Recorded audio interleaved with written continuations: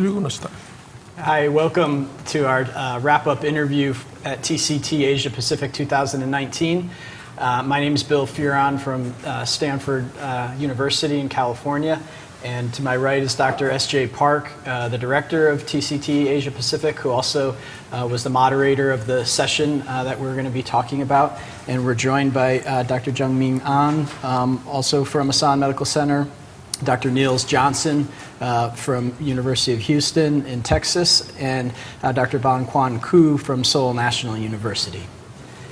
And maybe we'll start by just discussing an overview of some of what was presented at the session. And so perhaps Dr. Koo, you gave a very nice overview of the different hyperemic agents that were used or can be used to measure FFR. Perhaps you can summarize the take-home messages. So that some people think that it's difficult to induce hyperemia, and the hyperemia, to make optimal hyperemia is a barrier. But now there are so many different studies to support that the hyperemia is consistent, reproducible, and there are so many other options in terms of dosage and the route and the agents, so that my conclusion is that to make optimal hyperemia is not a difficult one and is not a barrier anymore, so that it can be integrated in daily practice for FFR measurement in any cath lab in the world. So that's my take-home message. Great. Dr. Park at Asan Medical Center, what is the routine? Do you use mostly intravenous adenosine or intracoronary agent, or what do you like? Our routine is intravenous adenosine in almost all patients. And when it started FFR hyperemia, actually we're going to use the intracoronary and intravenous. However, so we know that there are some technical issues. So we want to fix up just the one you want to make a homogeneous data. And so yeah, that is our routine. I think there's definitely something to be said about choosing one agent and one route of administration to streamline and keep the nurses happy. Nils, how about you? Do you have a preference, IC adenosine, IV, and for what reason? Yeah, I agree with your point that you need to pick something and get good at it. And so in the labs that I've been at, I've been a strong advocate for intravenous adenosine. And I think part of making it easy, it has to be available for the nurses to just grab and use right away. And at least in the United States, it's nice because the adenosine vials that are used for myocardial perfusion imaging, SPECT imaging, are the same ones that we're allowed to stock in the cath lab as well. And so they're standard pumps that you can buy. I purchased one when I arrived in Houston 9 years ago for the lab. And that makes it very easy to just plug it in, type in the weight, and then just hit go. And, all the nurses use it. It's used consistently. And so everyone is expected to be good at doing that one route. In some cases, I still use intracoronary. I think you touched on some of the people. If you have very severe asthma, or a week or two ago I had someone who was very hypotensive despite fluids, and I just, in those kind of cases I'll use intracoronary adenosine, but I'd say that's probably less than 5% of my personal cases. Great. Dr. An, you gave a very nice talk looking at the various resting indices that can be used in the cath lab and looking at discordance between FFR and then also on outcomes. Can you give us a little bit of a highlight of what your main messages were? Yes, because of some inconvenience of use of adenosine, so some doctors and some companies made non-hyperemic pressure ratios, NH, non-hyperemic pressure ratios. So nowadays, at least we 5 indexes, the TPR, resting PDPA, RFR, IFR, and DFR. But based on our large registry data, all resting index, resting non-hyperemic resting index showed a similar diagnostic and prognostic performance compared with the FFR. The diagnostic performance of the non-hyperemic resting index, the accuracy rate between the index and FFR is between the 80 to 85%.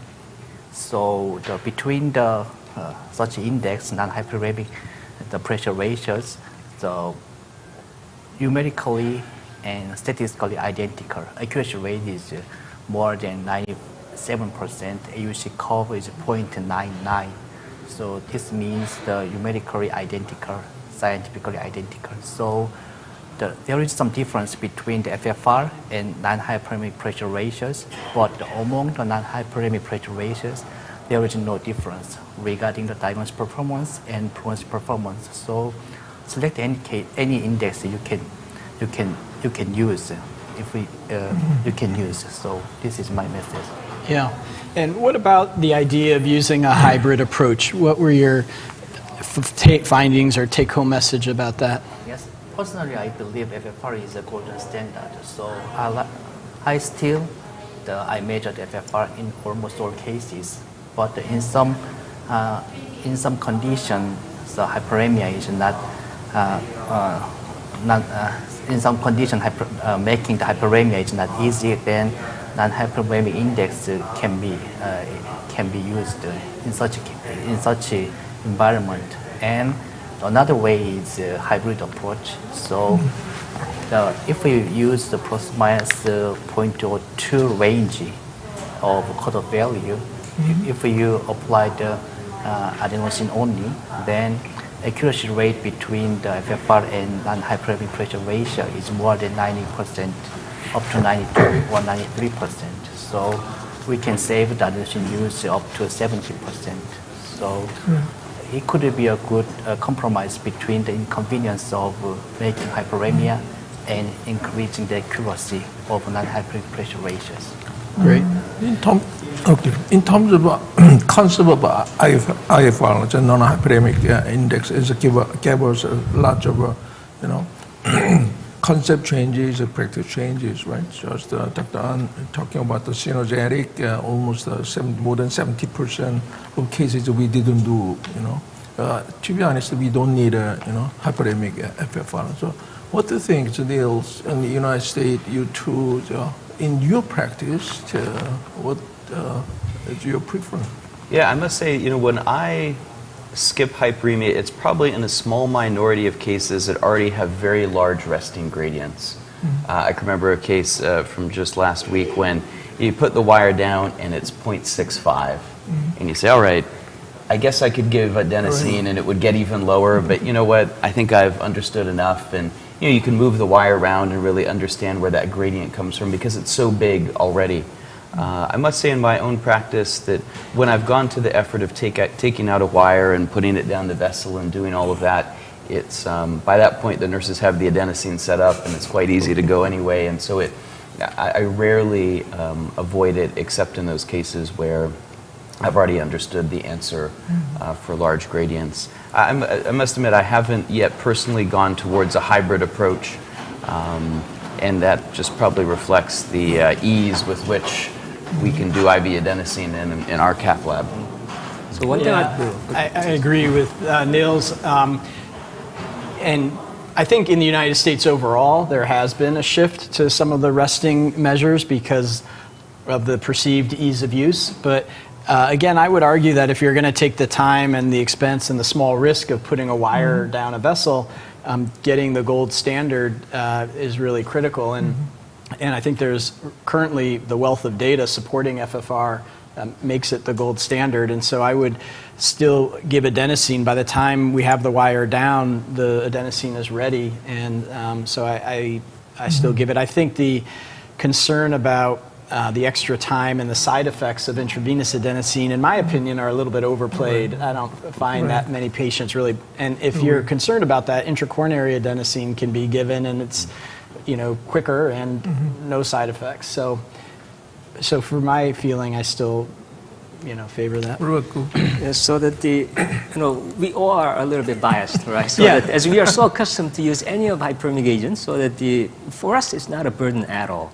But from the beginner's point of view, it may be a burden. But one thing I'd like to stress is that if you see all the analysis comparing the stenosis severity, whether it is angio-IVUS or the hyperemic stenosis severity, resting index is much less sensitive than hyperemic index or FFR, so that if all the resting non-hyperemic pressure ratio is 0.99, people believe it's normal. But in that case, if FFR is 0.85, it has a totally different meaning. So that in terms of revascularization or not, so it means something when used the physiology indices, but in terms of patient prognosis, those different values has different meaning. But in that case, even before and after stenting, the minor changes in those values, we know that there's a prognostic implication of the 0.82 versus 0.95, but in those areas, non-hyperemic pressure ratios are much less sensitive than FFR, so that the people should understand that we are using pressure wire there. If we have more information in terms of patient prognosis on top of whether revascularization is needed or not, so that that's the value of why hyperemic index is needed in our daily practice. Yeah, I agree with you, and I must say that also on a practical level, it's easier to measure big things than small things. And so when you're really fighting to get, all right, is this a gradient of 8 or 10, right around the threshold for PDPA, you have a little bit of drift, or there's a little bit of oscillation in it. Whereas when you're measuring big gradients like you get during positive FFR cases, all right, so if you had 2 millimeters of drift, it almost never changes the clinical decision. Neil, you mentioned about the angiographic FFR you were talking. Do you, it's quite, comparable with the hyperemic FFR, the value you've shown the cases, and so did you have any, comparative, data or some compared with the diastolic, non-hyperemic indexes? Yeah, you bring up an interesting area, and after this, Bill will give us his take too, because he ran the FAST FFR trial. But what was interesting about that one is trying to compare something where you simulate hyperemia. That is, they do a computational fluid dynamic analysis of the artery, and they assume so much decrease in resistance, so a certain amount of flow that increases. So in a way, it is a kind of hyperemia. It's not actual pharmacologic hyperemia. It's simulated hyperemia. But what's interesting is that gives you a value that's much closer to FFR than if you use resting numbers off of a real pressure wire. So by that point, you've bought a pressure wire, you've put it down the vessel, you've made all these measurements, and it turns out that if you're going to skip hyperemia, the data, it's a little provocative, I'll admit, but it suggests that maybe if that's what you're going to do, just leave the pressure wire out of it completely and run those same angiograms through simulated FFR. Again, that's I think a provocative notion, but what was so interesting about the sub-study is that actually simulated hyperemia does a better job than this assumed difference that you point out between the non-hyperemic pressure ratio number and FFR itself. Bill, you ran the study. Is it consistent with the overall FAST FFR? Yeah, no, I think it's an exciting time. I think that the FFR angio data and the QFR data, for that matter, are very exciting and suggest that we may not need pressure wires as much in the future. We're going to be starting at Stanford next week the first commercial use of fast FFR or FFR angio in the cath lab. It just got approved in the United States, and so we'll be getting more real-world data, and I think that'll be useful to figure out whether we need, for example, a clinical outcome study or not to get people to adopt it. But my guess is that people will really jump to this because it's so much quicker. You don't need the wire, and you get the whole coronary tree in one quick setting.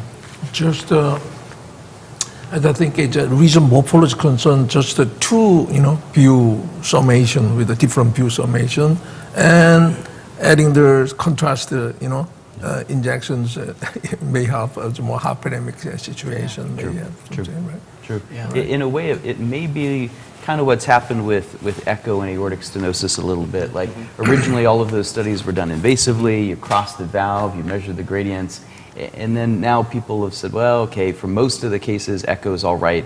And there's a small number of cases where you still go and do the gold standard measurement. Everyone understands that's the gold standard still. It's just interesting how much we're able to then use a different tool to answer the question for a large number of potential cases. But when you really perform that's angio-based FFR, you'll get to know that this to make an accurate value, you have to have a physiologic concept in your measurement, so that if someone only have an anatomical beta, just follow the protocol, your value will lead you the wrong number. So that is a kind of an interesting thing. So that I personally think the only physiology experienced person can make an accurate QFR or the fast FFR value. And another thing is that the interesting thing is that whether this will replace the invasive pressure measurement. So that there are two very large ongoing trials, Favor China and Favor 3 US, Europe and Japan. So which is a comparison between FFR versus QFR and QFR versus angio. It's 2,000, 3,000. So that in 3 or 4 years there will be a kind of a huge shift in the paradigm of the physiology assessment. Why do you think you have to be a physiology-minded person to do the... Because it's very sensitive to define the flow ratio and anatomical delineation. So there's lots of steps that humans have to do something. So that they have to have in some way they have to integrate the presence of side branch in selecting the lumen geometry. So it's very interesting. That might be with the QFR. I think that's less so with the FFR angio system. We have just a few more minutes left, so maybe Dr. Johnson, you gave a very nice talk about sort of the latest or some latest developments in physiology. Do you want to just summarize real quickly what you were discussing? Yeah, I think that one of the exciting things over this last year has been dealing with what I would call PCI skeptics.